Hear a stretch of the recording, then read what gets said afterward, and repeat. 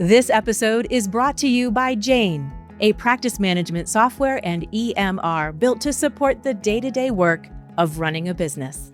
Practitioners know care begins before a client arrives. Jane is here to support every part of that experience with features like online booking, scheduling, and payments.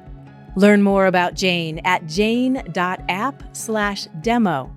And if you're ready to get started, use the code ABMP1MO, that's ABMP, the number 1, MO, for a 1-month grace period on your new account.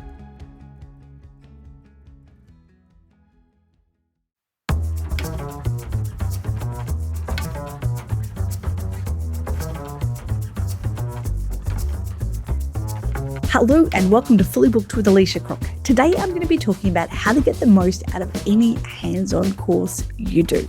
Before that, I loved being a massage therapist and running a massage practice. But there was a point where I'd realized I'd built a really busy practice and also accidentally built a business that completely relied on me. If I didn't treat, I didn't earn, and I knew I wanted more income, more impact, more freedom, but mostly more choice. And I didn't want to stop being a therapist. I wanted to build a business that supported the life I actually wanted. And learning how to think like a business owner changed everything for me. And that's why we've created Health Leader Mastery. So if you love what you do, but there's a part of you thinking, I know my business could be more than this, then we would encourage you to book a call with us so that we can get 20 minutes of our eyes on your business to see what's possible. You can apply at the bottom of the page if you go to healthleaderco.com/mastery. Now, what I want to share in this podcast is all about how to get the most out of any hands-on course that you do. I have a business partner and her name is Christine Knox. She trained in the UK with people who are trained by Americans, and they learned just a bunch of really, really cool stuff that I wish that I had have learned 26 years ago when I first started. So I was talking with Christine and we were chatting a bit about the way that she would learn the most that she could, because when she first started, she ended up doing 36 courses in the space of 3 years. That just seems phenomenal to me. In Australia, I don't even know if there are 36 courses I could have taken, again, a long time ago, to be able to attend face-to-face. And one of the things that we've noticed in our own experience and also observing other practitioners is that, often you go to a weekend workshop, and I'm thinking more hands-on, like you're actually there in the room, and not so much the online stuff, although this can be helpful for that too. So you head to a weekend workshop where you go for a few days, and they teach you something that's really profound that might be quite different to something that you've ever done before. Maybe it's like work the anterior structures first, and you normally would treat your clients and you've been doing it a certain way where you'd work on the posterior structures first, and now you're thinking about how you could implement that, just for example. Or there's a whole new way of treating like the psoas muscle, or a whole new way of treating headaches that you've never thought of before. And it's like, not only did you learn a technique, but you also learn a way of doing things that is fundamentally different to the way that you've ever done them before. And you want to implement them, but you're not sure how.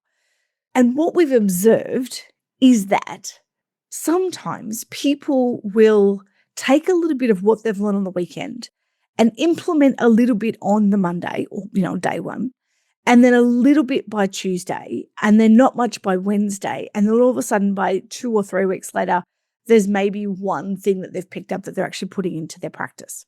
Now, I don't know if this resonates with you, but I know that this was true for me. I absolutely know that I didn't always know how to take the information I was learning, particularly if it was, turning something on its head for me, and actually implement that into my practice.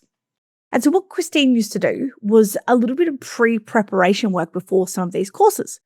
And so she would, let's say she was doing a low back pain workshop, she would have a look down her client list and actually book in clients with low back pain. And she'd call them and say, hey, I've been thinking of you. I'm doing a weekend workshop that I think will be really helpful for you. And I'd love to have you in on Monday, Tuesday, and Wednesday. And so she would actually backfill all of as many clients as possible for the condition that she was learning to do on the weekend. which first of all, I think this is genius because then you just get repetition, practice, practice, practice, practice. And because we're doing these CE, post treatment, then we can absolutely charge for this because we're already fully qualified, practitioners. So the next thing she would do is at the end of each day, whether it was a 1-day, 2-day, 3-day, 4-day workshop, is that she would sit down and create herself a little cheat sheet. So she loves notes and scribbling and drawing and things like that. So she would actually draw all the moves that she could remember. She'd look through a book and then she'd sit down and actually draw out all the moves on one piece of paper. So it would be the sequence or the thing or the mind map of what she learned and what stood out to her. And it would be kind of like, wow, imagine treating SOAS the first instead of waiting till the end. For example, I'm just using that as an example. Or something that was quite different, gentle techniques as opposed to heavy techniques, or, just kind of, and so part of her debrief at the end of the day would be writing out all of the moves that she learned that day. And then she would do a mind map and go, what did I learn? What stood out to me? Like, this was amazing. I love this bit and this bit and this bit. And then she'd talk about she'd list out some of the biopsychosocial things that maybe were mentioned in the course. And then she'd look at, what was some of the physiology behind it or the pathology behind what she was learning. And then she'd have a list of questions. So she'd think about what questions might she have for the next day. And then the next day, when inevitably, often if you're doing a course, the next day they'll say, oh, has anyone got any questions from yesterday? And she'd walk in and say, actually, I do. Yesterday you said X, Y, Z. And, I'm really curious about how this might work, if I was to bring this, or I've got a client who, and then it would create a really great discussion. And what I love about this process is that one of the frameworks that we have in our company is that the learning lives in the debrief. So oftentimes as business owners and as practitioners, we're just like tick, tick, tick, next, next, next. We tick something off, we go to the next thing, we go to the next thing, we go to the next thing. And yet sometimes when we stop and reflect, we actually get to learn so much by debriefing. And we do this as a team. Every single event we ever run that evening, we either do it over dinner, or we'll actually do it in the room before dinner, where we'll actually say, we ask ourselves, what did we do really well today? What could we do even better for next time? And what did I learn for me? And so this could be anything from what do we do really well from the setup of the day was great, or, I was in a really great headspace before we started, or, I just really noticed that you connected with that person and that person. So it can be really specific. What could we do even better? And this can be anything from, I think we went a little bit over time in this particular area. What else we could do even better is make sure that we've got snacks for the team, or there are so many different what could we do even betters that have come out of these over the years that just, especially when we capture it in the moment, as close to the moment as possible, it does make for a really helpful. And then we collate that information and we put it into our standard operating procedures and we implement that for the next intensive or the next workshop that we're running. And so part of that culture of the learning lives in the debrief is, and that comes from my mentor, Heather Yalland, and it has just been such a powerful way of learning what we could do even better. What else is happening that perhaps in the I have to get to the next thing might have been missed otherwise, and we might have just deleted the information. A little bit like when we walk into a training day and we're, trying to remember everything we're learning, and we're, taking on board information, and they're holding the client's foot in that angle, and we hadn't thought of that before, and then you're learning about this, and it's like sometimes we've actually got to just, and the learning lives in the debrief might take 20 minutes. It's not a huge effort at the end of your day, but it can be enough for us to kind of really process the information that we're learning so that we can retain more information as we implement it.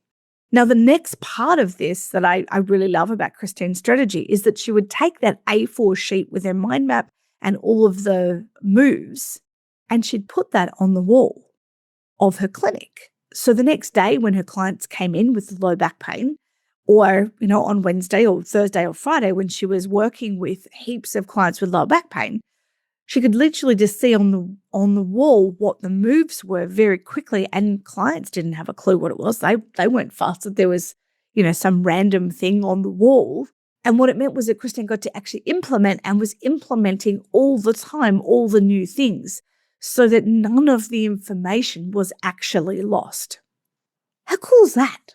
Like, I remember when I first started learning hands-on skills online and really enjoying it. The first online course that I did to learn a technique was remedial hot stones, actually with Christine. And, I thought I was learning everything really, really well. And Christine came into my clinic and she's like, "Oh, where's your face washer for the bottom of the stones?" And I was like, "Huh?" She's like, "The face washer for the bottom of the stones. So if you have a white face washer, because your stones are black and usually your heater's black, if you put a white face washer in, you can see your stones." And I was like, "Oh, did you say that in the video?" She's like, "Yeah." So I went back and watched the videos and was like, "Oh my gosh, she did say that. That's amazing." And that got me thinking about, for the previous 21 years of trainings that I'd done, how many things had I just deleted or forgotten or not even picked up on that were, maybe actually kind of important. It's not that, it wouldn't have been the end of the world if I didn't have a face washer in the bottom of my stones, but it does make it deaden the noise. And so I was thinking back to, my craniosacral training and my Bowen therapy training and, the hip protocols that I'd been to, or the shoulder protocols, and just thinking about, I wonder maybe what I've missed in that, and how could I hold on to or capture that information even better. And so now when I go to trainings, or if I go to a weekend workshop, or, I'm actually looking for those things. I'm looking for, how could I book people in with those conditions when I'm, so that I have that repetition of next thing and next thing and next thing and next thing. I think what it also does is help with the objection handling, or the objections that the clients can have when we do something new.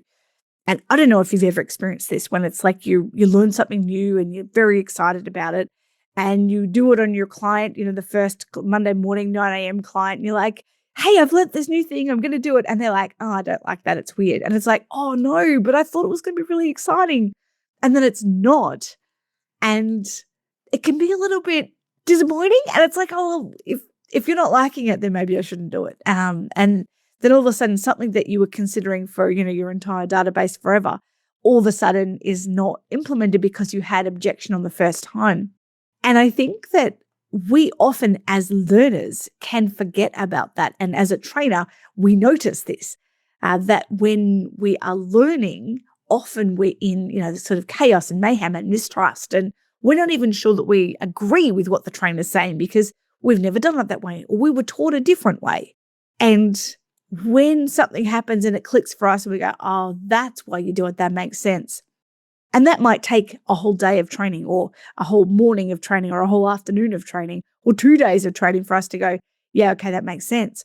Even having the realization that our clients are going to do a similar thing. Our clients are going to have a similar, "Well, why are you even doing this? Like, what is it that you're doing? And how is that going to help me?" And even just kind of understanding that their objection is not necessarily an objection forever. It's just them processing the new information. It's just them having a sense of, "Oh, you're doing it differently. I'm not sure about this." But often they're going to trust you and know you well enough that you can bring in some new things. And many people are going to be okay with it. And I think that it's just worth pointing out. And it's good to know that sometimes our clients might be resistant, but probably only as resistant as we were in the training room. But because we've overcome that objection, we now just know. Yeah. And so maybe next time when you're in a training and you're thinking about, how am I going to remember all of this, and how can I implement this with my clients? Pre-booking your schedule the following week can be a great way of then having that repetition going on over and over. Having some debriefing time at the end of the day. What did I learn really well? What stood out to me? What am I going to implement? What do I think is maybe not relevant for me right now? What could I do even better to make this, to help myself even learn? And what questions might I have? What stood out to me? doing a little bit of that reflection and then, creating it in a way, and you might not be a visual learner, so maybe writing it out for you won't be helpful. But then maybe it's recording it. So recording a voice note of everything that you've learned in that day. Or maybe it's writing it out line by line so that you can, repeat it. And then taking that information, finding any questions you might have and bring that to the room the next day. And then taking that, however you've captured it, and sticking it up on your wall can be really helpful, even if you're listening to your voice note on your way to work. So it reminds you of that's right, I was going to treat him this way. Or, remember I had that client. And for me, I'm very much a relational learner. So clients for me would be really helpful. And I could use acronyms or abbreviations, but I would know who the client was to think, that person is going to really benefit from this. Or I reckon that if I treated this person in this way, then they might get a great response out of it. So even just understanding how you are as a learner in a training room can be helpful. And people are often, visual learners or auditory learners, kinesthetic learners, or AD or auditory digital. So visual meaning people need to see the information. Auditory meaning people need to hear the information. Kinesthetic meaning people need to experience what it is. And often that can also be experiencing relational learning, and having a good relationship with the trainer will actually embody their learnings even more. And AD is looking for the instructions like a recipe, so audio digital. So understanding how you learn and then being able to capture and collate data so that it makes sense to you and your brain can be a beautiful way of actually implementing the things that you want to implement from your next CE training that you do. For more insights and practical tips and inspiration to take your practice to the next level, please subscribe to the ABMP podcast wherever you listen to great podcasts, and I look forward to seeing you in the next episode.